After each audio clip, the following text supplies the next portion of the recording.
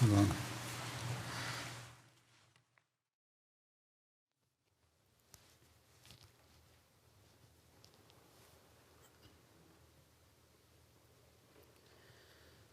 الله أكبر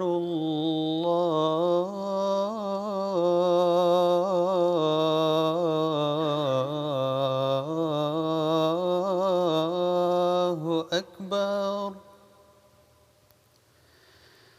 الله أكبر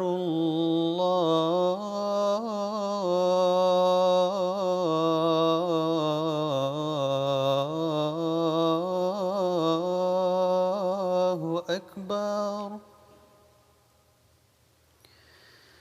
أشهد أن لا إله إلا الله.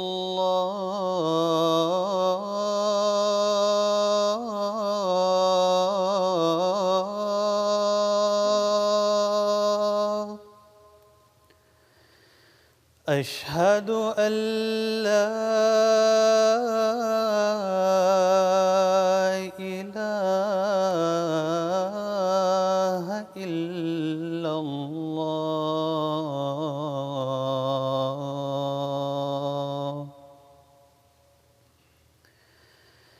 أشهد أن محمدًا رسول الله.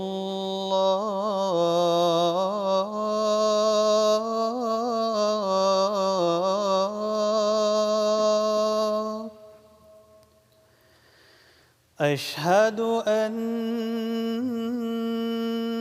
محمدًا رسول الله.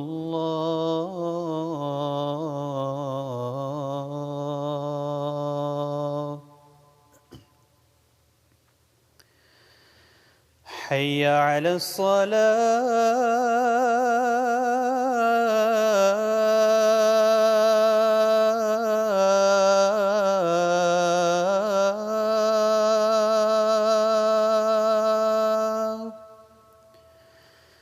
حي على الصلاة.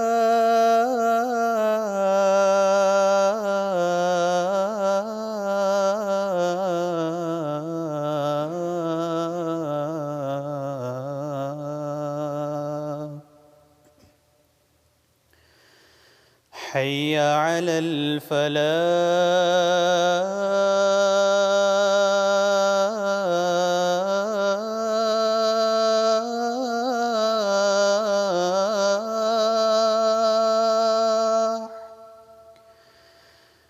حي على الفلاح.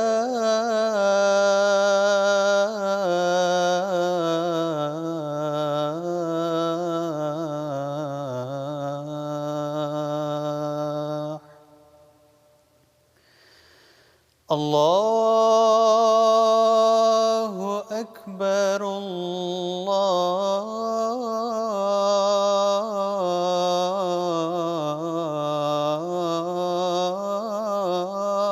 الله أكبر. لا إله إلا الله.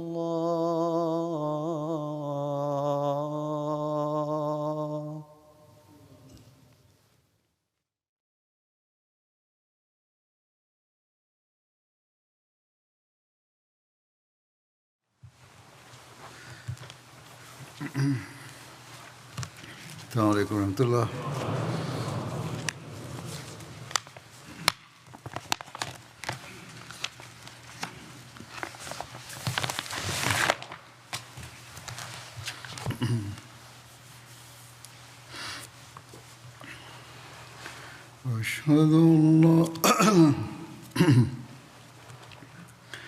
أشهد أن لا إله إلا الله وحده لا شريك له وأشهد أن محمدًا عبده ورسوله. أما الشيطان الرجيم بسم الله الرحمن الرحيم الحمد لله رب العالمين الرحمن الرحيم مالك يوم الدين إياك نعبد وإياك نستعين اهدنا الصراط المستقيم صراط الذين أنعمت عليهم غير المغضوب عليهم ولا الضالين.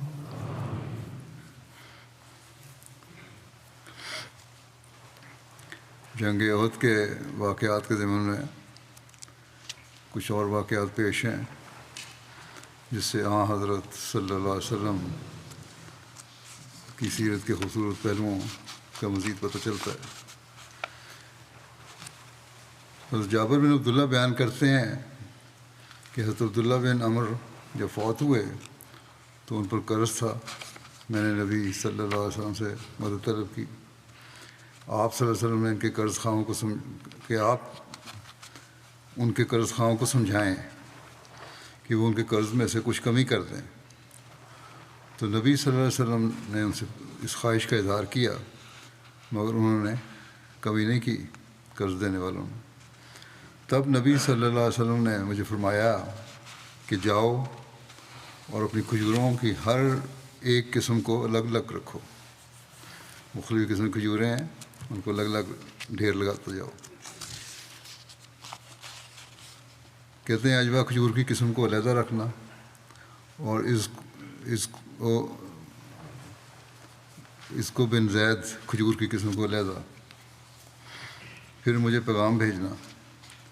چنانچہ میں نے ایسا ہی کیا اور رسول اللہ صلی اللہ علیہ وسلم کو کہلا بھیجا. آپ صلی اللہ علیہ وسلم تشریف لائے تو آپ کھجوروں کے ڈھیر پر یا ان کے درمیان بیٹھ گئے. پھر آپ نے فرمایا ان لوگوں کو معاف کر دو. چنانچہ میں نے ان کو معاف کر دیا یہاں تک کہ جو ان کا حق تھا میں نے ان کو پورا دے دیا. پھر بھی میری کھجوریں بچ گئیں. ایسا معلوم ہوتا تھا کہ ان میں کچھ کمی نہیں ہوئی.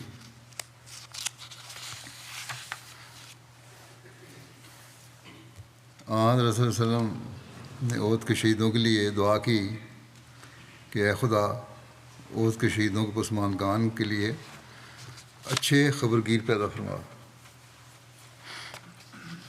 اس کی تفصیل بیان فرماتے ہوئے حضرت مسلم موعود رضی اللہ عنہ نے یوں بیان فرمایا ہے کہ حضرت معاذ کی بوڑھی اور نظر کی کمزور والدہ کا ذکر کیا ہے جو پہلے بھی بیان ہو چکا ہے، جو حضرت صلی اللہ علیہ وسلم کے عشق میں مدینے سے باہر نکل آئی تھی. یہ تفصیل جیسا کہ میں نے کہا پہلے بیان ہو چکی ہے گزشتہ خطبے میں. یہ تفصیل بیان فرمانے کے بعد آپ فرماتے ہیں کہ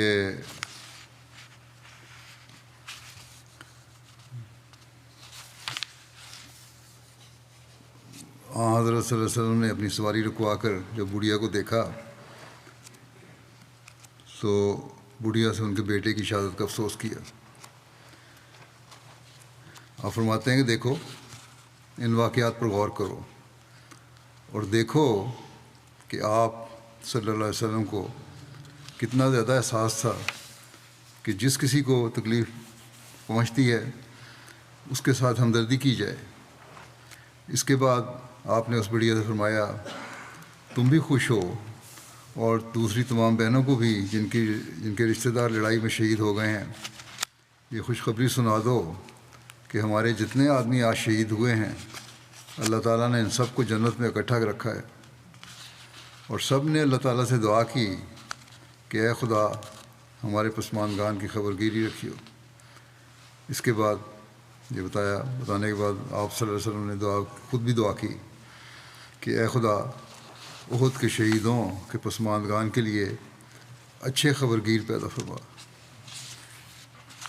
اس سے معلوم ہوتا ہے کہ کہ کس طرح آپ نے مدینے میں داخل ہونے سے پہلے ہی احد کے شہیدوں کے پسماندگان کی دلجوئی فرمائی اور ان کے ساتھ ہمدردی کا اظہار کیا، اور باوجود اس کے کہ آپ زخمی ہو چکے تھے، آپ صلی اللہ علیہ وسلم کے عزیز ترین رشتہ دار شہید ہو گئے تھے اور آپ کے عزیز ترین صحابہ فوت ہو گئے تھے، آپ برابر قدم بقدم مدینہ کے لوگوں کی دلجوئی فرما رہے تھے۔ آپ کو اپنی تکلیف کا ذرا بھی احساس نہ تھا۔ آپ کے سوا ایسا کوئی شخص نہیں ہو سکتا جو اتنی تکلیفوں، اتنے دکھوں اور اتنی مصیبت کے وقت دوسروں کے ساتھ ہمدردی کا اظہار کرے۔ ایسے وقت میں تو لوگ کسی کے ساتھ بات کرنے کے لیے بھی روادار نہیں ہوتے، چاہے جائے کہ وہ کسی کے ساتھ ہمدردی کی باتیں کریں۔ پھر آپ صلی اللہ علیہ وسلم کی ایک اور دعا کا ذکر ملتا ہے جو آپ نے ایک شہید کی بیوہ کو دی۔ وہ دعا تھی کہ میں اللہ تعالیٰ سے دعا کرتا ہوں کہ خدا تعالیٰ تمہارے خاوند سے بہتر خبرگیری کرنے والا کوئی شخص پیدا کر دے۔ اس کی تفصیل بیان فرماتے ہوئے مسلم موعود نے لکھا ہے کہ رسول کریم صلی اللہ علیہ وسلم کے لیے احد کی جنگ ایک نہایت صبر آزما جنگ تھی۔ اس سے پہلے کبھی آپ پر قاتلانہ حملہ نہ ہوا تھا، اور نہ صرف یہ کہ جنگ احد میں آپ پر حملہ ہی ہوا اور نہ صرف یہ کہ آپ کے بعض دانت بھی ٹوٹ گئے، اور نہ صرف یہ کہ آپ زخمی ہو گئے، بلکہ دشمن آپ کی بے ہوشی کی حالت میں آپ کے اوپر سے اور آپ کے ساتھیوں کے اوپر سے ان کے جسموں کو رونتا ہوا گزرا، اور یہ آپ کی زندگی میں اپنی قسم کی پہلی مثال تھی۔ مگر اس جنگ میں بھی ہم دیکھتے ہیں کہ رسول کریم صلی اللہ علیہ وسلم نے کس طرح بلند حوصلگی اور اپنے اعلیٰ اخلاق کا نمونہ پیش کیا اور لوگوں کے ساتھ ہمدردی اور دلجوئی کی۔ اس جنگ کے حالات سے پتہ چلتا ہے کہ آپ اخلاق کے کتنے بلند ترین مقام پر کھڑے تھے، اور اس جنگ میں صحابہ کی عظیم المسائل قربانیوں کو بھی پتہ چلتا ہے۔ آپ فرماتے ہیں کہ میں اس وقت کی بات کر رہا ہوں جب آپ جنگ ختم ہونے پر مدینہ تشریف لا رہے تھے۔ مدینہ کی عورتیں جو آپ کی شہادت کی خبر سن کر سخت بے قرار تھیں، اب وہ آپ کی آمد کی خبر سن کر آپ کے استقبال کے لیے مدینہ سے باہر کچھ فاصلے پر پہنچ گئی تھیں۔ ان میں آپ کی ایک سالی زینب بنت جہش بھی تھیں۔ ان کے 3 نہایت قریبی رشتہ دار جنگ میں شہید ہو گئے تھے۔ یہاں وضاحت یہ کر دوں کہ انوار العلوم میں یہ جو واقعہ لکھا ہے یا لکھنے والے نے لکھا ہے یا آپ نے اس طرح ہی بیان کیا، نام جو ہے اس میں کچھ صاحب ہے۔ حضرت زینب بنت جہش تو حضرت نبی کریم صلی اللہ علیہ وسلم کی زوجہ مطہرہ تھیں۔ حضرت صلی اللہ علیہ وسلم کی سالی یعنی ہمشیرہ نسبتی کا نام حضرت حمنہ بنت جہش تھا، جو حضرت مصعب بن عمیر کی اہلیہ تھی۔ بہرحال جہاں جہاں یہ نام کی غلطی ہے اس کو میں درست کرتا جاؤں گا آگے۔ رسول کریم صلی اللہ علیہ وسلم نے جب انہیں دیکھا تو فرمایا اپنے مردے کا افسوس کرو۔ یہ عربی زبان کا ایک محاورہ ہے جس کے معنی یہ ہوتے ہیں کہ میں تمہیں خبر دیتا ہوں کہ تمہارا عزیز مارا گیا۔ تو ہمنا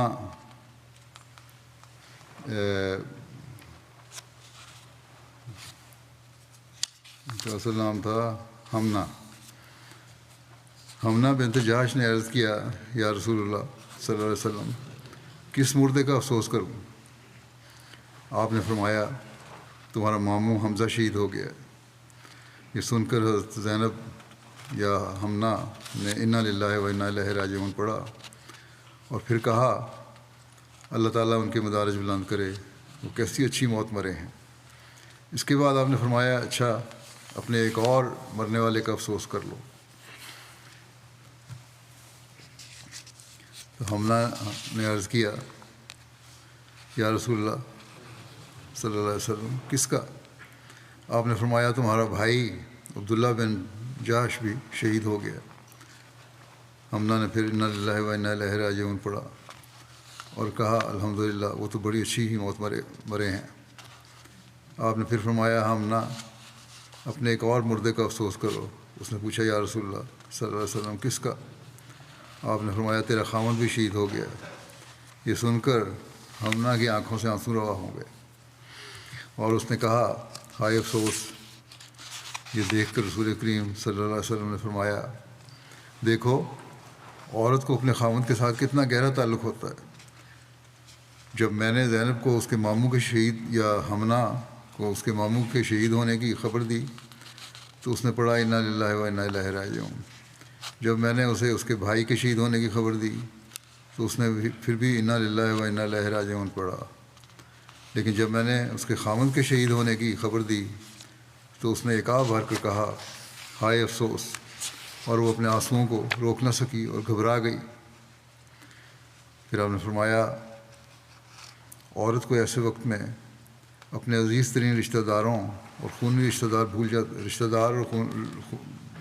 خونی رشتہ دار بھول جاتے ہیں، لیکن اسے محبت کرنے والا خاوند یاد رہتا ہے۔ اس کے بعد آپ نے ہمنا سے پوچھا تم نے اپنے خاوند کی وفات کی خبر سن کر ہائے افسوس کیوں کہا تھا؟ تو ہمنا نے عرض کیا یا رسول اللہ صلی اللہ علیہ وسلم، مجھے اس کے بیٹے یاد آ گئے تھے کہ ان کی کون رکھوالی کرے گا۔ آپ نے فرمایا میں اللہ تعالیٰ سے دعا کرتا ہوں کہ خدا تعالیٰ ان کی تمہارے خاوند سے بہتر خبر گیری کرنے والا کوئی شخص پیدا کر دے۔ چنانچہ اس دعا کا نتیجہ یہ تھا کہ ہمنا کی شادی حضرت طلحہ کے ساتھ ہوئی اور ان کے ہاں محمد بن طلحہ پیدا ہوا۔ مگر تاریخوں میں ذکر آتا ہے کہ حضرت طلحہ اپنے بیٹے محمد کے ساتھ اتنی محبت اور شفقت نہیں کرتے تھے جتنی کہ ہمنا کے پہلے بچوں کے ساتھ، اور لوگ یہ کہتے تھے کہ کسی کے بچوں کو اتنی محبت سے پالنے والا طلحہ سے بڑھ کر اور کوئی نہیں، اور یہ رسول کریم صلی اللہ علیہ وسلم کی دعا کا نتیجہ تھا۔ پھر آپ نے اسی واقعہ کا بھی اس طرح ذکر فرمایا ہے کہ آپ صلی اللہ علیہ وسلم نے جب ہمنا بنت جہش کے ساتھ ہمدردی کا اظہار کیا اور پھر فرمایا دیکھو ایک عورت کا اپنے محبت کرنے والے خاوند کے ساتھ کتنا گہرا تعلق ہوتا ہے، تو اس سے آپ کا یہ مطلب تھا کہ مردوں کو چاہیے کہ وہ عورتوں کے ساتھ حسن سلوک کیا کریں۔ یہ سبق ہے مردوں کے لیے عمومی کہ وہ عورتوں سے حسن سلوک کیا کریں اور معمولی باتوں پر ان کو مارنے اور کوٹنے نہ لگ جایا کریں۔ یہ بہانہ بنا لیتے ہیں کہ ہمیں اجازت ہے مارنے کی، آج کل بھی یہ ہوتا ہے، بلکہ حسن سلوک کرنا چاہیے۔ فرمایا کہ جب ان کی عورتیں اپنے عزیز و اقارب سے جدا ہو کر ان کے پاس رہتی ہیں تو انصاف کا تقاضا یہ ہے کہ ان کا اعزاز کیا جائے، نہ کہ بات پر ان کے ساتھ جھگڑا فساد کیا جائے۔ آپ صلی اللہ علیہ وسلم کو یہ فرمانے سے ایک طرف تو ہمنا بنت جہش کی دلجوئی ہو گئی اور دوسری طرف آپ نے عورتوں کے ساتھ حسن سلوک کی بھی تلقین فرما دی۔ یہ ہر بات میں ایک سبق ہوتا ہے، اس کو انسان غور سے سنیں اور سوچے تو پھر پتہ لگتا ہے کہ حضرت صلی اللہ علیہ وسلم کی صرف بات اس فرد کے لیے نہیں تھی بلکہ عمومی طور پر ہر ایک کے لیے ایک نصیحت ہے۔ پھر حضرت صلی اللہ علیہ وسلم کی سیرت کے اس پہلو کہ آپ کو دوسروں کے احساسات اور جذبات کا کس قدر احترام تھا، مسلم نے بیان فرمایا ہے کہ جب آپ مدینہ میں داخل ہوئے تو چونکہ زخموں کی وجہ سے آپ کو لکاحت زیادہ تھی، اس لیے صحابہ نے سہارا دے کر آپ کو سواری سے اتارا۔ مغرب کی نماز کا وقت تھا، آپ نے نماز پڑھی اور گھر تشریف لے گئے۔ مدینہ کی ان عورتوں کو جن کے رشتہ دار جنگ میں شہید ہو گئے تھے ان کی خبریں پہنچ چکی تھیں، انہوں نے رونا شروع کر دی۔ آپ صلی اللہ علیہ وسلم نے جب یہ عورتوں کے رونے کی آوازیں سنیں تو آپ کو مسلمانوں کی تکلیف کا خیال آیا اور آپ کی آنکھیں ڈبڈبا آئیں۔ پھر آپ نے فرمایا لیکن حمزہ تھا فلا بواقع لہ، ہمارے چچا اور رضائی بھائی حمزہ بھی شہید ہوئے ہیں لیکن ان کا ماتم کرنے والا کوئی نہیں۔ یہ سن کر صحابہ جن کو آپ کے جذبات اور احساسات کو پورا کرنے کی تڑپ ہوتی، وہ چاہتے تھے کہ آپ کا کوئی چھوٹے سے چھوٹا جذبہ اور چھوٹے سے چھوٹا احساس بھی ایسا نہ رہ جائے جو پورا نہ ہو۔ وہ اپنے گھروں کی طرف دوڑے اور اپنی عورتوں سے جا کر کہا بس اب تم اپنے عزیزوں کو رونا بند کر دو اور رسول کریم صلی اللہ علیہ وسلم کے مکان پر جا کر حمزہ کا ماتم کرو۔ اتنے میں رسول کریم صلی اللہ علیہ وسلم چونکہ تھکے ہوئے تشریف لائے تھے، آپ آرام فرمانے لگے۔ حضرت بلال نے عشاء کی اذان دی، مگر یہ خیال کر کے کہ آپ تھکے ہوئے آئے ہیں، آپ کو نہ جگایا، سو گئے تھے۔ جب ثلث رات گزر گئی تو انہوں نے آپ کو نماز کے لیے جگایا۔ آپ جب بیدار ہوئے تو اس وقت عورتیں ابھی تک آپ کے مکان پر حضرت حمزہ کا نوحہ کر رہی تھیں۔ آپ نے فرمایا یہ کیا ہو رہا ہے؟ عرض کیا گیا یا رسول اللہ صلی اللہ علیہ وسلم، مدینہ کی عورتیں حضرت حمزہ کی وفات پر رو رہی ہیں۔ آپ نے فرمایا اللہ تعالیٰ مدینہ کی عورتوں پر رحم کرے، انہوں نے میرے ساتھ ہمدردی کا اظہار کیا ہے۔ پھر فرمایا مجھے پہلے ہی معلوم تھا کہ انصار کو مجھ سے بہت زیادہ محبت ہے۔ ساتھ ہی فرمایا اس طرح نوحہ کرنا اللہ تعالیٰ کے نزدیک ناپسندیدہ امر ہے۔ صحابہ نے عرض کیا یا رسول اللہ صلی اللہ علیہ وسلم، ہماری قوم کی عادت ہے، اور اگر ہم اس طرح نہ روئیں تو ہمارے جذبات سرد نہیں ہو سکتے۔ آپ نے فرمایا رونے سے منع نہیں کرتا میں، ہاں عورتوں سے کہہ دیا جائے کہ وہ منہ پر تھپڑ نہ ماریں اور اپنے بال نہ نوچیں۔ نوحہ کرتی تھیں، مارتی پیٹتی تھیں اپنے آپ کو بھی، اپنے بال نہ نوچیں، منہ پر تھپڑ نہ ماریں اور کپڑوں کو نہ پھاڑیں، اور اگر یوں رکت کے ساتھ رونا آ جائے، قدرتی طور پر اگر رکت کے ساتھ رونا آتا ہے تو بے شک روئیں۔ ان باتوں سے آپ کی اخلاقی حالت کا پتہ چلتا ہے کہ باوجود زخمی اور تکلیف میں ہونے کے آپ کو دوسروں کے احساسات اور جذبات کا کتنا احترام تھا۔ پھر آپ نے اس واقعے کو اس زاویے سے بیان فرمایا ہے کہ جب آپ صلی اللہ علیہ وسلم نے یہ دیکھا کہ مدینہ کی عورتیں اپنے مرنے والوں کا نوحہ اور ماتم کر رہی ہیں، تو آپ نے اس خیال سے کہ مہاجرین اور حضرت حمزہ کے رشتہ دار یہ خیال نہ کریں کہ ہمارا یہاں کوئی نہیں، اس لیے ان کے جذبات کا احساس کرتے ہوئے آپ نے فرمایا آج حمزہ کو رونے والا کوئی نہیں۔ اور پھر جب مدینہ کی عورتیں حضرت حمزہ کا ماتم کرنے لگ گئیں تو آپ نے منع فرما دیا کہ اس طرح ماتم کرنا جائز نہیں۔ اس سے معلوم ہوتا ہے کہ اگر واقعہ میں آپ کو یہی خیال ہوتا کہ حضرت حمزہ کا ضرور ماتم کیا جائے تو آپ بعد میں منع نہ فرماتے۔ آپ نے جب حضرت حمزہ کی وفات پر کسی کے نہ رونے پر افسوس کا اظہار فرمایا، اس وقت بھی آپ کا جذبہ صرف دلجوئی کا تھا، اور جب آپ نے رونے والوں کو منع فرمایا اس وقت بھی آپ کا جذبہ دلجوئی کا ہی تھا، کیونکہ آپ نے ان عورتوں کو رونے سے روکا بھی اور ساتھ ہی یہ بھی فرمایا کہ انہوں نے میرے ساتھ ہمدردی کا اظہار کیا ہے، اور یہ فرمایا مجھے تو پہلے ہی معلوم تھا کہ انصار کو مجھ سے زیادہ ہمدردی ہے۔ اور یہ کہنے سے آپ کا یہ مطلب تھا کہ وہ رونے سے منع کرنے پر برا نہ منائیں۔ آپ نے منع بھی کر دیا اور ان کا شکریہ بھی ادا کر دیا۔ ہمیں یہ کتنا شاندار اور عظیم الشان طریق نظر آتا ہے جو اتنے نازک وقت میں آپ نے اختیار کیا، حالانکہ ایسے وقت میں جب کہ عزیز اور قریبی رشتہ دار مارے جا چکے ہوں، خود کوئی شخص زخمی ہو اور مستقبل قریب کے ایام میں خطرہ محسوس ہو رہا ہو، تو کوئی شخص اس قسم کا نمونہ پیش نہیں کر سکتا جو آپ نے کیا۔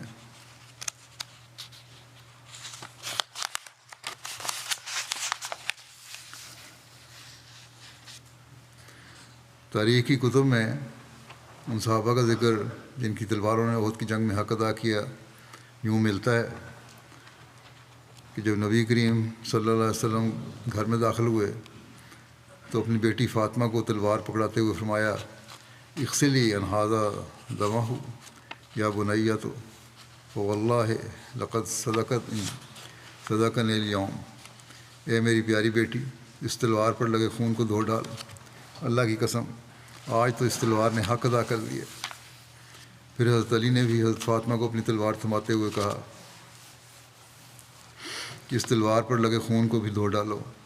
اس موقع پر ان کی زبان پر بھی وہی الفاظ تھے جو رسول اللہ صلی اللہ علیہ وسلم نے ارشاد فرمائے تھے کہ اللہ کی قسم آج تو اس تلوار نے کمال کر دکھایا۔ یہ سن کر رسول اللہ صلی اللہ علیہ وسلم فرمانے لگے لئن کنت صدقت یوم القتال لقد صدق معك سہل بن حنیف و ابو دجانہ، اگر آج تم نے قتال میں کمال کر دکھایا ہے تو تمہارے ساتھ سہل بن حنیف اور ابو دجانہ نے بھی تو خوب داد شجاعت دی ہے۔ ایک روایت میں ہے کہ رسول اللہ صلی اللہ علیہ وسلم نے فرمایا کہ اگر تم نے شمشیر زنی میں کمال کر دکھایا ہے تو سہل بن حنیف، ابو دجانہ، عاصم بن ثابت اور حارث بن سما نے بھی خوب داد شجاعت دی ہے۔ مسلم بیان کرتے ہیں کہ تاریخوں میں لکھا ہے کہ حضرت علی نے احد سے واپس آ کر حضرت فاطمہ کو اپنی تلوار دی اور کہا اس کو دھو دو، آج اس تلوار نے بڑا کام کیا ہے۔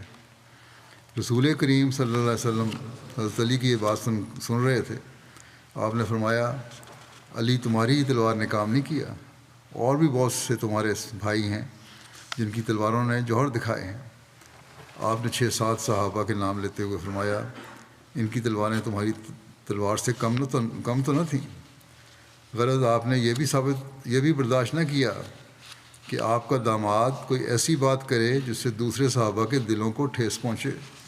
اس سے معلوم ہوتا ہے کہ آپ کی نظر چھوٹی چھوٹی باتوں پر بھی پہنچتی تھی، اور باوجود کہ جنگ احد کا واقعہ مستقل اثرات کے لحاظ سے اتنا بڑا واقعہ تھا کہ لوگوں کو اس واقعہ کے بعد سخت فکر تھی کہ دشمن اب دلیر ہو جائے گا یا آئندہ کیا ہوگا، اور انسان ایسے اوقات میں چھوٹی چھوٹی باتوں کی طرف توجہ نہیں دیتا، مگر آپ نے ہر ایک کے ساتھ ہمدردی کا اظہار کیا اور سب کی دلجوئی کی۔ جنگ احد کے واقعات یہاں ختم ہوتے ہیں۔ ایک اور غزوہ جس کا نام غزوہ حمراء الاسد ہے جو شوال 3 ہجری میں ہوا، اس کا ذکر کرتا ہوں۔ یہ غزوہ اصل میں غزوہ احد ہی کا حصہ اور تتمہ ہے، اور غزوہ حمراء الاسد سے حاصل ہونے والے نتائج کی بنا پر غزوہ احد کو حقیقی معنوں میں مسلمانوں ہی کی فتح شمار کیا جاتا ہے۔ حمراء الاسد مدینہ سے ذوالحلیفہ جاتے ہوئے راستے کے بائیں جانب مدینہ سے 8 میل کے فاصلے پر ایک مقام ہے۔ غزوہ حمراء الاسد کا سبب کیا بنا، اس بارے میں لکھا ہے کہ غزوہ احد کے اختتام پر رسول اللہ صلی اللہ علیہ وسلم شام کے وقت مدینہ تشریف لائے، اور باوجود شدید زخمی ہونے کے مغرب کی نماز بھی صحابہ کے سہارے چل کر مسجد میں تشریف لا کر ادا کی، اور اسی طرح عشاء کی نماز بھی مسجد میں تشریف لا کر ادا کی۔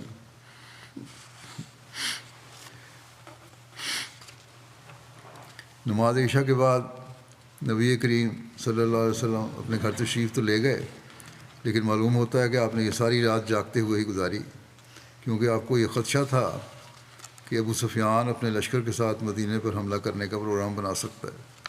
اسی وجہ سے مدینے میں ایک قسم کی ہنگامی حالت ہی تھی، اور نبی اکرم صلی اللہ علیہ وسلم کے گھر کے باہر بھی مسلسل پہرا رہا۔ آپ صلی اللہ علیہ وسلم نے یہ بھی معلوم کروایا تھا کہ ابو سفیان کے ارادے کیا ہیں۔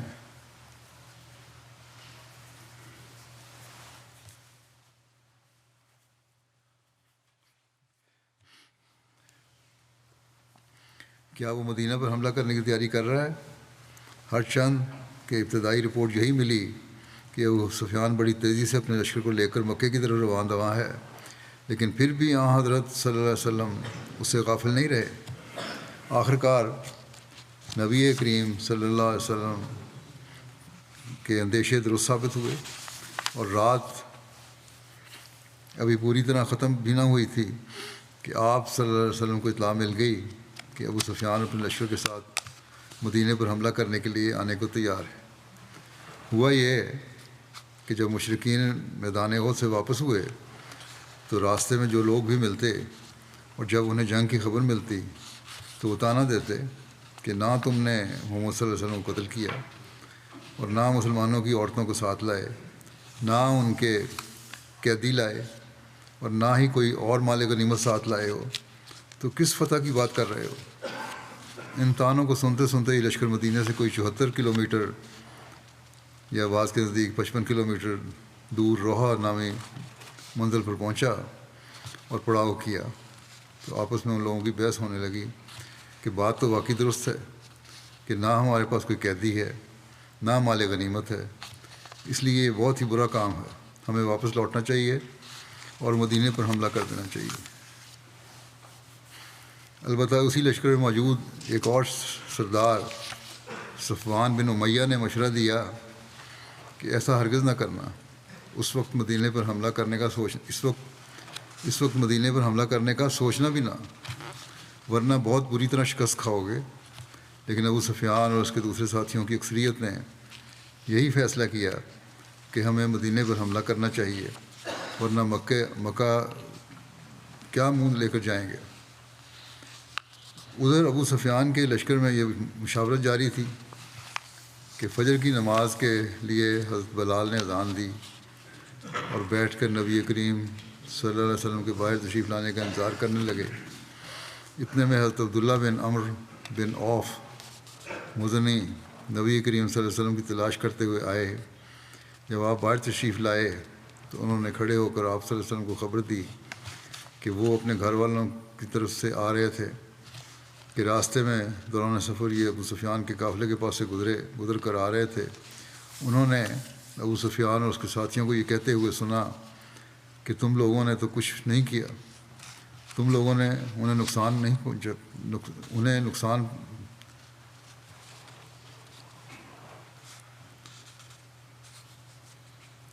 تم لوگوں نے انہیں نقصان نہیں پہنچایا، یعنی مسلمانوں کو نقصان نہیں پہنچایا اور تکلیف نہیں پہنچائی، اور پھر تم نے انہیں چھوڑ دیا اور تباہ نہیں کیا۔ کفار نے کہا کہ ان مسلمانوں میں کئی ایسے بڑے بڑے لوگ باقی ہیں جو تمہارے مقابلے کے لیے اکٹھے ہوں گے، بس واپس چلو تاکہ ہم ان لوگوں کو جڑ سے اکھیڑ دیں جو ان میں باقی رہ گئے ہیں۔ صفوان بن امیہ اس بات سے انہیں روکنے لگا اور کہنے لگا کہ اے میری قوم، ایسا نہ کرنا، کیونکہ وہ لوگ جنگ لڑ چکے ہیں اور مجھے خوف ہے کہ جو لوگ جنگ میں آنے سے رہ گئے تھے اب وہ تمہارے مقابلے میں ان کے ساتھ جمع ہو جائیں گے۔ تم واپس چلو کیونکہ فتح تو تمہاری ہی ہے، کیونکہ مجھے خوف ہے کہ اگر تم واپس گئے تو تم شکست کھا جاؤ گے۔ حضرت صلی اللہ علیہ وسلم نے جب یہ ساری بات سنی تو فرمایا کہ صفوان اتنا سمجھدار تو نہیں ہے، لیکن اس کی یہ بات بہت سمجھداری کی ہے، یعنی ابو سفیان کو مدینے پر حملہ کرنے سے روکنا۔ لیکن ساتھ ہی نبی کریم صلی اللہ علیہ وسلم نے بڑے جلال سے فرمایا، اس ذات کی قسم ہے جس کے قبضہ میں میری جان ہے کہ اگر وہ مدینے پر حملہ آور ہوئے تو ان کے لیے ایسے پتھروں پر نشان لگا دیے گئے ہیں جن کی بارش سے ان کا اس طرح نام و نشان مٹ جائے گا جیسے گزرا ہوا کل ہوتا ہے۔ بارہ یہ آگے تفصیل ہے اس کی، انشاءاللہ آئندہ بیان کروں گا۔ دوسری بات جو عموماً میں تحریک کرتا رہتا ہوں وہ دعا کے لیے ہے، دعائیں جاری رکھیں۔ جیسا کہ خیال تھا اور خدشہ تھا، ایران پر براہ راست بھی اسرائیل نے حملہ کر دیا، رے کو پتہ ہی ہے، اس سے مزید حالات خراب ہوں گے۔ اللہ تعالیٰ ان دنیا کے لیڈروں کو بھی عقل دے جو عالمی جنگ کو ہوا دینے کی مزید کوشش کر رہے ہیں، اور مسلم امہ کو بھی سمجھ اور عقل دے اور ان کو توفیق دے کہ وہ ایک بن کر پھر اپنا مقابل کا صحیح طرح مقابلہ کر سکیں اور حکمت اپنا سکیں۔ اس وقت میں دو مرحومین کا بھی ذکر کرنا چاہتا ہوں۔ اس میں پہلا ہے مکرم مولانا غلام احمد صاحب نسیم، یہ مربی سلسلہ تھے، جامعہ احمدیہ ربوہ میں پروفیسر رہے، آج کل امریکہ میں تھے۔ گزشتہ دنوں یہ 93 سال کی عمر میں وفات پا گئے، انا للہ و انا الیہ راجعون۔ ان کے والد کا نام سلام محمد صاحب تھا، جنہوں نے کسوف و خسوف کا نشان دیکھ کر مہدی کی تلاش شروع کی۔ سورج چاند گرہن کا نشان دیکھا، اس وقت انہوں نے مہدی کی تلاش شروع کی اور اس میں کئی سال گزر گئے، اور پھر 1901 میں بیعت کی، ان کو سعادت ملی۔ دور دراز علاقہ ہونے کی وجہ سے قادیان زیارت کے لیے نہیں پہنچ سکے۔ میر سلام محمد صاحب اللہ تعالیٰ کے فضل سے موسی تھے، اور قبول احمدی کی وجہ سے انہیں شدید مخالفت کا سامنا بھی کرنا پڑا۔ یہ اپنے گاؤں میں یہ اکیلا احمدی گھرانہ تھا۔ میر غلام احمد نسیم صاحب نے دوران تعلیم 1947 میں وقف کا خط لکھا ان کی منظوری بھی آ گئی وقف کی، اور پھر ان کو یہ بھی ہدایت ملی ساتھ کہ پڑھائی جاری رکھیں۔ 1948 میں مدرسہ احمدیہ احمد نگر میں تعلیم شروع کی پارٹیشن کے بعد۔ 1954 میں مولوی فاضل پاس کیا اور پھر جامعۃ المبشرین سے شاہد کی ڈگری حاصل کی۔ 1957 میں میدان عمل میں آئے۔ 1960 میں آپ سیرا لیون پہنچے، یہاں 3 سال مبلغ کے ساتھ ساتھ احمدیہ اسکول بو کے ہیڈ ماسٹر کے طور پر بھی خدمات کرتے رہے۔ پاکستان واپس آنے پر ان کا تقرر جامعہ احمدیہ میں ہوا، یہاں لائبریری میں محتمم کے فرائض بھی انجام دیے۔ کوئی استاد رخصت پر ہوتا تو پیریڈ بھی لیتے تھے۔ اس دوران آپ نے ایم اے عربی کا امتحان پنجاب یونیورسٹی سے پاس کیا۔ 1966 میں گیانا ان کا تقرر ہوا، یہاں آپ نے 4.25 سال خدمات سر انجام دیں۔ 1970 میں ان کی واپسی ہوئی۔ 1970 سے 1975 تک جامعہ احمدیہ میں بطور استاد خاص طور پہ غیر ملکی طلباء کو پڑھانے پر مقرر ہوئے۔ 75 سے 79 4 سال آپ نے زیمبیا افریقہ میں بطور مبلغ خدمات سر انجام دیں۔ پھر 1980 سے 1997 تک جامعہ احمدیہ میں تاریخ اور تصوف کے استاد کے طور پر خدمات بجا لاتے رہے۔ ان کے واقعات میں لکھا ہے، بیان ہوئے ہیں کہ آپ سیرا لیون، گیانا اور زیمبیا میں 11 سال تک خدمات بجا لاتے رہے اور پورا عرصہ فیملی کے بغیر بیرون ممالک میں رہے۔ ان کی روجہ کا ذکر اور ان کی قربانیوں کا ذکر صوفی مسیح رابع نے بھی ایک تقریر میں کیا تھا۔ ان کی اہلیہ امت المنان قمر صاحبہ فضل عمر گرلز اسکول رواں کی سابق ہیڈ مسٹریس تھیں۔ اللہ تعالیٰ نے آپ کو 4 بچوں سے نوازا جو خدمات میں پیش ہیں اور وہ پڑھے لکھے ہیں سارے۔ ایک ڈاکٹر امت الشکور صاحبہ ہیں، ان کی بیٹی، جو ڈاکٹر عبدالحفیظ کی اہلیہ ہیں، امریکہ میں ہیں۔ یہ بھی نصرت جہاں اسکیم کے تحت گیمبیا اور تنزانیہ میں 11 سال تک خدمات سر انجام دیتی رہیں۔ علمی کام بھی ان کا ہے، 3 کتب کے مصنف ہیں یہ۔ قاموس الرؤیا، خوابوں کی تعبیر حروف ابجد کے لحاظ سے، تصوف، روحانی سائنس، یہ دوسری کتاب ہے ان کی، اور تیسری کتاب ہے یاد ایام، کی خود نوشت حالات ہیں۔ انعام اللہ کوثر مشن انچارج آسٹریلیا لکھتے ہیں کہ عاجزی اور انکساری کے ساتھ شاگردوں کو پڑھانے والے اور ان کا خیال رکھنے والے تھے۔ کہتے ہیں میں برٹش گیانا دورے پہ گیا تو 3-4 دیہاتوں میں جو جماعتیں ان کے ذریعے سے قائم ہوئی تھیں، وہاں پرانے سب لوگوں نے ان کا ذکر بہت عمدہ طریقے پر کیا اور ان کی تصویر اپنے پاس رکھی ہوئی تھی۔ اللہ تعالیٰ نے ان کے ذریعے برٹش گیانا میں ایک مضبوط جماعت قائم کی۔ لئیک مشتاق صاحب مربی سلسلہ سورینام لکھتے ہیں کہ مولانا میر غلام احمد نسیم صاحب نے گیانا میں قیام کے دوران 67 سے 69 تک سورینام کے 3 دورے کیے اور یہاں ہفتوں قیام کر کے اس جماعت کو اثر نو فعال کیا۔ اس زمانے میں مختلف وجوہات کی بنا پر افراد جماعت کی اکثریت نے علیحدگی اختیار کر لی تھی اور چند احمدی موجود تھے، ان کا بھی مرکز سے رابطہ منقطع ہو گیا تھا۔ ان حالات میں محترم مولانا غلام احمد نسیم صاحب گیانا سے سورینام آئے اور 15 ستمبر 67 کو پہلا اجلاس کروایا، جس میں 6 افراد نے شرکت کی اور جماعت سے اٹوٹ رشتے کا قائم کرنے کا عہد کیا۔ ان دنوں پاکستان سے مولوی شاہ احمد نورانی بھی سورینام آیا ہوا تھا اور جماعت کے خلاف جگہ جگہ نفرت آمیز تقریریں کر رہا تھا۔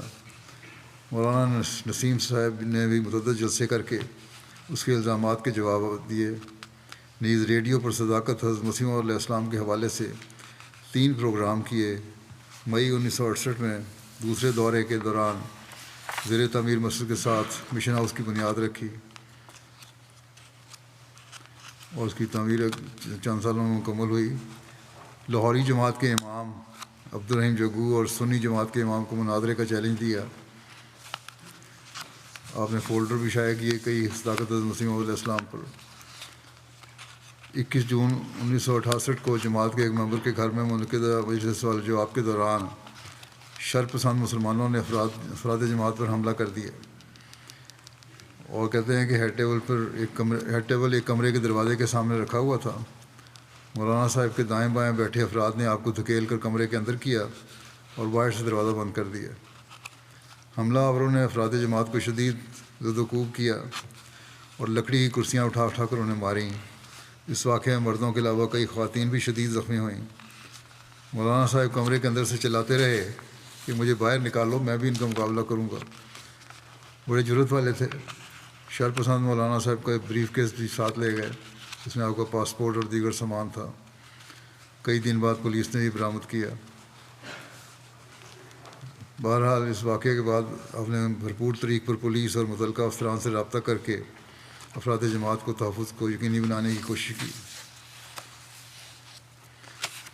کلچر سینٹر میں اسلام اور عصر حاضر کے مسائل پر لیکچر دیا۔ افراد جماعت کو مرکز سے باقاعدہ رابطہ رکھنے کی تلقین کی۔ یوں آپ کی مساعی سے ایک بکھری ہوئی جماعت دوبارہ اپنے قدموں پر کھڑی ہو گئی، اور اللہ کے فضل سے بعد میں جانے والے مبلغین نے بھی اس کو مزید مضبوط کیا، اور یہ مضبوط جماعت ہے۔ اللہ تعالیٰ مرحوم کے درجات بلند فرمائے اور ان کی اولاد اور نسلوں میں بھی یہ نیکیاں جاری رکھے۔ اگلا ذکر ہے مکرم ڈاکٹر احسان اللہ ظفر صاحب، سابق امیر جماعت امریکہ کا۔ یہ گزشتہ دنوں ان کی وفات ہوئی 81 سال کی عمر میں۔ انا للہ و انا الیہ راجعون۔ اللہ تعالیٰ کے فضل سے موسی تھے۔ ایک لمبا عرصہ بطور مقامی صدر، نائب امیر جماعت امریکہ، اور 2002 سے 2016 تک امیر جماعت امریکہ کی خدمت کی توفیق پائی انہوں نے۔ نہایت بہت سی خوبیوں کے مالک تھے، نہایت محبت کرنے والے اور شفیق انسان تھے، بہت وسیع حوصلے کے مالک تھے۔ عثمان خان میں 2 بیٹیاں ہیں۔ ان کی اہلیہ چند سال پہلے ایک ایکسیڈنٹ میں وفات پا گئی تھیں، اور بیٹا بھی اسی طرح وفات پا گیا تھا۔ اس صدمے میں بھی انہوں نے بڑے صبر اور حوصلے سے برداشت کیے اور کبھی شکوہ زبان پہ نہیں لائے۔ آپ کی بیٹی ڈاکٹر ہانہ مریم کہتی ہیں کہ میرے والد بہت نیک اور دیندار شخص تھے۔ نماز اور قرآن اور چندے کی ادائیگی میں باقاعدہ ہونے کے ساتھ ساتھ خدا تعالیٰ سے اپنا تعلق ہمیشہ بڑھانے میں لگے رہتے تھے۔ دن میں کئی مرتبہ اکیلے یا مجالس میں بیٹھے ہوئے ہاتھ اٹھا کر دعا کرتے تھے۔ وہ کبھی یہ نہیں سوچتے تھے کہ دوسرے میرے بارے میں کیا سوچیں گے۔ زندگی کی مشکلات کے باوجود انہوں نے اپنے بچوں کو ہمیشہ یہ بات سکھائی کہ خدا تعالیٰ کا ہر حال میں شکر ادا کرنا چاہیے۔ کہتی ہیں میرے والد صاحب خلافت کے بھی بہت مخلص اور فدائی تھے۔ ان کا دینی، تاریخی اور سیاسی علم بہت وسیع تھا۔ آخری مرتبہ ہسپتال جانے والے دن بھی انہوں نے اخبار کا مطالعہ کیا اور خطبہ سنا میرا، اور تاریخ سے متعلقہ انٹرویوز دیکھے، اور مجھے بھی کہا کہ یہ دیکھو، اپنے علم اور رائے کو دوسروں کے علم اور رائے پر کبھی فوقیت نہیں دیتے تھے، بلکہ عام سے سنتے تھے، غور کرتے تھے، پرکھتے تھے۔ قرآن کریم اور اس کے ترجمہ کا ان کو بہت گہرا علم تھا۔ کہتی ہیں ہمیں قرآن کریم کے الفاظ کے معنی بتانے کے ساتھ ساتھ یہ بھی بتاتے تھے کہ ان تعلیمات کا ہماری زندگی پر اثر کیا ہے۔ ذاتی زندگی میں محبت رسول صلی اللہ علیہ وسلم کا بھی پہلو نظر آتا ہے۔ اسی طرح اللہ تعالیٰ کی شکر گزاری بھی تھی ان میں۔ کہتی ہیں کہ ایک دن کھانے کے دوران وہ دعا کرنے لگ گئے۔ انہوں نے ہمیں بتایا کہ حضرت صلی اللہ علیہ وسلم اور ان کے صحابہ کے پاس بعض اوقات کھانے کی اتنی قلت ہوتی تھی کہ کھجور اور روٹی کو سرکے میں ڈبو کر کھا لیتے تھے۔ اتنا کچھ ہونے کے باوجود ہم اور زیادہ کی تمنا کرتے ہیں۔ ہمیں شکر گزار ہونا چاہیے۔ ضرورت مندوں کی مدد کرنے کا ان میں بہت جذبہ تھا۔ 1967 میں انہیں مکہ جانے کا موقع ملا۔ راستے میں ان کی نظر ایک شخص پر پڑی جس نے منہ سے تو کچھ نہیں کہا، لیکن اس کی آنکھوں نے مدد اور بھوک کا اظہار کیا۔ کہتی ہیں میرے والد نے اس شخص کو کچھ رقم دی جو ان کے پاس تھی، اور اس نے اپنی آنکھوں سے ہی شکریہ ادا کیا اور کھانے کے اسٹال کی طرف چلا گیا۔ کہتی ہیں کچھ سال پہلے وہ 3 ترکی قالین خرید کر گھر لے آئے۔ یہ دیکھ کر میری والدہ نے انہیں کہا کہ آپ نے بہت مہنگے لے لیے ہیں، ان کی تو ہمیں ضرورت بھی نہیں تھی۔ انہوں نے بتایا کہ جس عورت نے مجھے یہ فروخت کیے ہیں اس کی آمدنی کا یہی ایک ذریعہ ہے، میں نے اس کا جذبہ دیکھ کر اس کی مدد کرنا چاہیے تھی۔ ہمیشہ دوسروں کی خوبیوں کو دیکھتے تھے، نہ کہ ان کی خامیوں کو۔ اپنے بچوں کو بھی تلقین کرتے تھے کہ مشکلات کے سامنے کبھی گھبرانا نہیں چاہیے، ہمیشہ ہر چیز خدا تعالیٰ سے مانگنی چاہیے، اور جو خدا عطا کر دے اس پر راضی ہونا چاہیے۔ کہتی ہیں وہ ہم سب کے لیے یہی نصیحت کرتے تھے اور بار بار کرتے تھے۔ ڈاکٹر نسیم رحمۃ اللہ صاحب لکھتے ہیں ان کے بارے میں کہ میں 1989 سے ڈاکٹر احسان اللہ ظفر صاحب کے ساتھ کام کر رہا ہوں۔ بہت ہی نیک اور متقی انسان تھے، خلافت کے ساتھ گہرا اور والہانہ عشق رکھتے تھے۔ ڈاکٹر مبشر ممتاز صاحب امریکہ ہیں، لکھتے ہیں کہ عاملہ ممبران کو نہایت ہی نرم لہجے میں ہدایات دیتے، اگر وہ کسی تجویز سے اتفاق نہ رکھتے تو اس کے رد میں دلیل پیش کر کے سمجھاتے، یہ نہیں کہ زبردستی اپنا حکم ٹھونس دیا۔ جب کوئی سنجیدہ بات کرتے تب بھی لہجے میں سختی نہ لاتے، جو بات سمجھاتے وہ دل کی گہرائیوں میں اترتی۔ مرزا احسان لکھتے ہیں کہ خاکسار کو احسان اللہ ظفر صاحب کے ساتھ ایک لمبا عرصہ کام کرنے کی توفیق ملی۔ بطور امیر افراد جماعت کو خلافت اور جماعت کے ساتھ مضبوط تعلق قائم کرواتے ہوئے دیکھا۔ سادہ مزاج، درد مند، صلح جو، غریبوں کے ہمدرد، تصنع اور بناوٹ سے پاک، بخل اور لالچ سے بالکل مبرہ انسان تھے۔ اپنے خزانے جماعت اور غریبوں کے لیے کھول دینے والے تھے۔ قرآن مجید کی تفسیر اور حضرت مسیح علیہ السلام کی کتب کے مطالعے میں محو رہتے تھے۔ تکبر، بڑائی، خود پسندی کلیتاً عاری تھے، اور خلیفہ وقت کی ذرا سی بھی ناراضگی سے بے چین ہو جاتے تھے۔ یہ تو میں نے خود بھی تجربہ کیا ہے۔ ذرا سی بھی کوئی ایسی بات ہوتی جو ان سے ان کے بارے میں ان کو لکھتا تو ہمیشہ انہوں نے بڑی بے چینی کا اظہار کیا اور فوری طور پر معافی مانگی اور حالات کو اس کے مطابق کرنے کی کوشش کی۔ کتابوں کا بے انتہا شوق تھا۔ ان کی ذاتی لائبریری میں ایسی نادر کتابیں موجود ہیں کہ انسان حیران رہ جاتا ہے۔ آپ کو قرآن کریم سے محبت اور عشق تھا۔ کوئی مجلس ہو، کوئی محفل ہو، ہم وقت قرآن مجید کی آیات پر غور کرتے رہتے تھے۔ ان کی محفل بے تکلف اور محبت سے ہر ایک کو اپنی طرف کھینچنے والی ہوتی تھی۔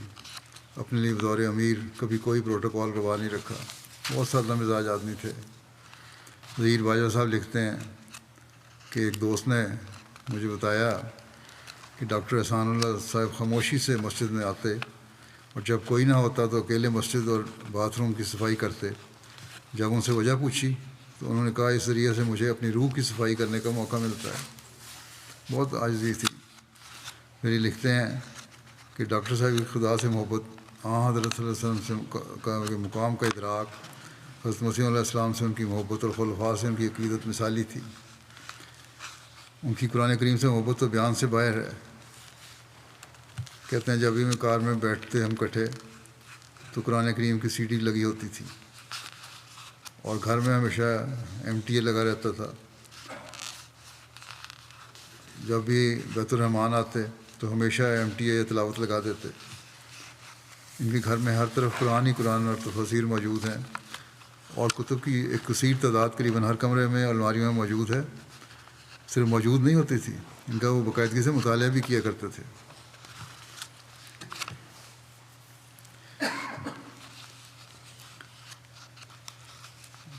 اور ڈاکٹر صاحب کی والدہ کی خواہش تھی کہ ڈاکٹر صاحب روزانہ حضرت مرزا بشیر احمد صاحب جو طلباء میں پڑھا کرتے تھے، حضرت مرزا بشیر احمد صاحب سے ملیں اور حضرت مولانا غلام رسول صاحب راجکی سے ملا کریں،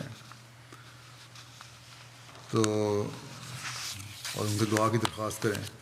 ڈاکٹر صاحب کہتے ہیں میں حت المقدور یہ کوشش کرتا رہتا تھا، اور میری کامیابی بھی تعلیمی میدان میں بھی اور دوسری تربیت میں بھی ان دونوں بزرگوں کی بہت زیادہ ہے، ان بزرگوں کا بہت زیادہ ہاتھ ہے اس میں۔ ہر کسی سے پیار کرتے تھے، مگر جو خاص پیار میں نے ان کی آنکھوں میں غریب احمدیوں کے لیے دیکھا وہ بیان سے باہر ہے۔ وہ کسی کا برا سوچ ہی نہیں سکتے تھے، لیکن جو شخص جو خوشحال احمدی جماعت کے لیے قربانی میں آگے نہیں آتے تھے، ان کے بارے میں ڈاکٹر صاحب کے دل میں ایک خلش سی رہتی تھی، اس کا کبھی کبھی اظہار بھی کر دیا کرتے تھے۔ ان کی شدید خواہش تھی کہ ہر احمدی حضرت مسیح علیہ السلام کا صحیح مقام سمجھے ان کی یہ خواہش تھی کہ ہم حضرت مسیح علیہ السلام کے پیغام کو سمجھیں، اپنائیں اور پھیلائیں، اور اس کے لیے وہ نئے نئے طریقے بھی سوچتے رہتے تھے، مجھے بھی لکھتے رہتے تھے بعض دفعہ۔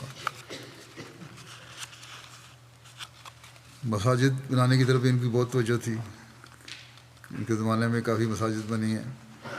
ان کا دعا پر اعتقاد بہت پختہ تھا۔ ایک دفعہ عملہ میٹنگ میں کسی نے کوئی ایسی بات کی جس سے دعا کی عظمت میں کمی کا احساس ہوتا تھا۔ کہتے ہیں کہ میں نے ان کو عملہ میں کبھی اتنا غصے میں نہیں دیکھا جیسا اس موقع پر دیکھا تھا۔ انتہائی سادہ زندگی گزارتے تھے۔ اگر کوئی شوق تھا تو مسجدیں بنانے کا شوق تھا۔ ہر کسی کی ہر بات مانتے تھے، مگر مسجد نہ بنانے کی بات کو بہت برا سمجھتے تھے۔ جب تک ان کی صحت ٹھیک تھی، ہر جمعرات کو مسجد بیت النصر ولنگ برو کہ مکمل صفائی خود کرتے تھے۔ آپ کے ہمیشہ مالی قربانی میں بڑھ چڑھ کر حصہ لینے کی توفیق اللہ تعالیٰ نے بخشی۔ مرزا مغفور احمد صاحب امیر جماعت امریکہ جو آج کل ہیں، وہ لکھتے ہیں کہ ڈاکٹر احسان اللہ ظفر صاحب کو اللہ تعالیٰ نے ایک لمبا عرصہ پہلے نائب امیر اور پھر بحیثیت امیر جماعت احمدیہ امریکہ کی خدمت کی توفیق عطا فرمائی۔ اور جو میرے دورے ہیں ان کے زمانے میں جب وہ امیر تھے، 3 دورے بھی میں نے امریکہ میں کیے، اور بڑی خوش اسلوبی سے انہوں نے ان دوروں کو بھگتایا اور انتظامات کیے۔ کئی سالوں سے کہتے ہیں کئی سالوں سے بیماری کی وجہ سے ان کا چلنا پھرنا محدود ہو گیا تھا، مگر امارت کی ذمہ داریوں خوش دلی سے مکمل طور پر ادا کرتے رہے۔ ان کی گفتگو میں اکثر حصہ حضرت مسیح علیہ السلام کے حوالے سے بات ہوتی تھی۔ باتیں کرتے تھے گفتگو میں تو حضرت مسیح علیہ السلام کے حوالے سے بات کرتے تھے، آپ کی کتب کے حوالے دیا کرتے تھے۔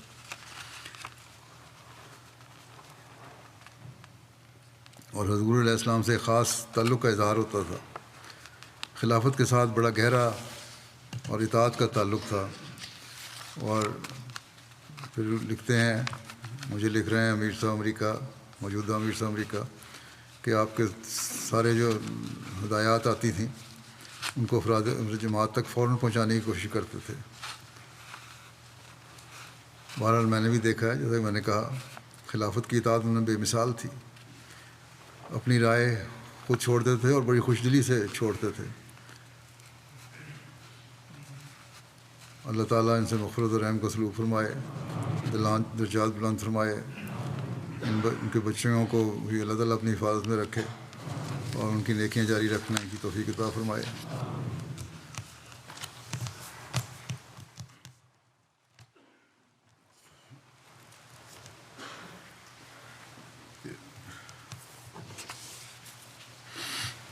الحمد لله نحمده ونستعينه ونستغفره ونؤمن به ونتوكل عليه ونعوذ بالله من شرور أنفسنا ومن سيئات أعمالنا من يهده الله فلا مضل له ومن يضلل فلا هادي له ونشهد أن لا إله إلا الله ونشهد أن محمدا عبده ورسوله عباد الله رحمكم الله إن الله يأمر بالعدل والإحسان وإيتاء ذي القربى وينهى عن الفحشاء والمنكر والبغي يعظكم لعلكم تذكرون اذكروا الله يذكركم وادعوه يستجب لكم ولذكر الله